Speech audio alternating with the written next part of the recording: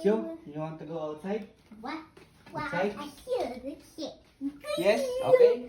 And be You want to go outside? Okay, outside. I want to go outside. Alan, let's go.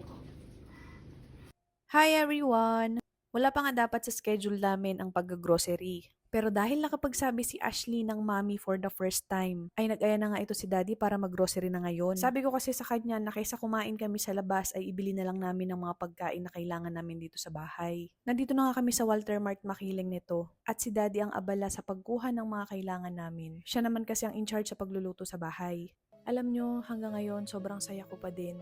Kahit isang beses pa lang nabanggit ni Ashley yung word na mommy, hindi mawala-wala sa isip ko at palagi kong inuulit yung video. Umaasa talaga ako na ito na yung simula ng pagsasalita niya. Masaya ako nung first time ako matawag ni Bunso ng mommy. Kasi syempre hindi ko naranasan noon kay Ashley. Pero nung si Ashley na yung narinig kong nagsabi ng word na mommy, grabe, ibang-iba yung feeling. Kung ikaw ang sampere na inaantay mo rin na marinig sa anak mo yung pagtawag niya sa'yo, darating din yun. Ang importante, hindi tayo napapagod at sumusuko sa pagtuturo sa kanila. 5, 10, 15 years, kung ano man ang kaloob ni Lord, magtiwala lang tayo sa Kanya. Kasi ang mga bagay na talagang para sa atin, kahit hindi mo ipilit, ay mangyayari. O diba, ang lahi na ng kwento ko.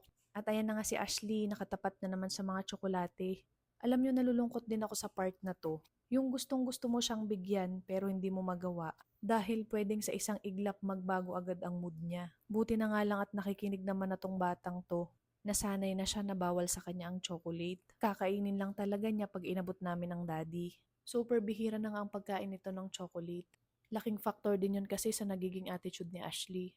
Worth 2K nga lang yung pinamili namin kasi yun lang talaga ang budget namin for grocery. Nadaanan nga namin tong buko shake at ayan, nagpabili si Bunso.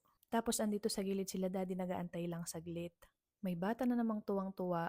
Pababa na nga kami nito at parang may nililingon-lingon pa si Ashley. Yun pala natutuwa sa ilaw. Pagkababa nga namin, nadaanan namin tong KFC. Hinahatak nga niya yung kamay ng daddy niya pero umiwas ang daddy. Kaya ayan, siya ang pumunta dyan mag-isa. Favorite na favorite niya kasi yung french fries dyan. Nakakatuwa nga kasi nung tinawag namin siya, sumunod na rin siya kaagad. Nakakatuwa para sa amin yung mga gantong pagkakataon kasi ang bilis sumunod ni Ashley. Parang sobrang gaan ng buhay sa araw-araw.